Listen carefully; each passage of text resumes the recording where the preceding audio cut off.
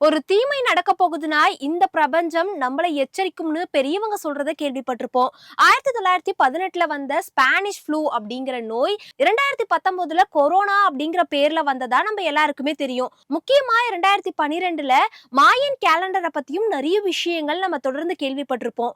அதை தொடர்ந்து இப்போ 1941ஆம் ஆண்டுடைய கேலண்டரும் 2025 உடைய கேலண்டரும் சிமிலரா இருக்கு அப்படின்னு சொன்னா உங்களால நம்ப முடியுதா? ஆமாங்க.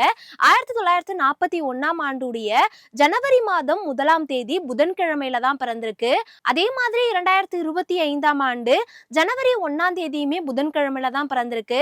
அந்த கேலண்டரும் இந்த கேலண்டரும் சிமிலரா தான் இருக்கு. இத பார்க்கும்போது நிறைய பேருடைய கேள்வி என்னவா இருக்குன்னா, நிறைய பேரால 1941ஆம் ஆண்டை மறக்கவே முடியாது. 2ஆம் உலக போர் அதிக அளவுல கொல்லப்பட்ட மக்கள் பாம் பிளாஸ்ட்னு 1941ஆம் ஆண்டுல பல்லாயிரம் கணக்கான மக்கள் கொல்லப்பட்டிருந்தாங்க. அதே விஷயங்கள் மறுபடியும் நடக்குமா, அதாவது டைம் லூப் நடக்குமான்னு தான் இப்போ நிறைய பேருடைய கேள்வியா இருக்கு.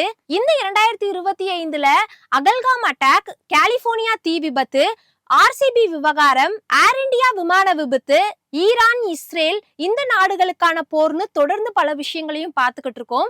1941ஆம் ஆண்டு டிசம்பர் மாதம் தான் உலக போர் வந்திருந்தது. அதே மாதிரி வரக்கூடிய டிசம்பர் மாதம் உலக போர் வருமா அப்படிங்கறதான் பலருடைய கேள்வியாவுமே இருக்கு.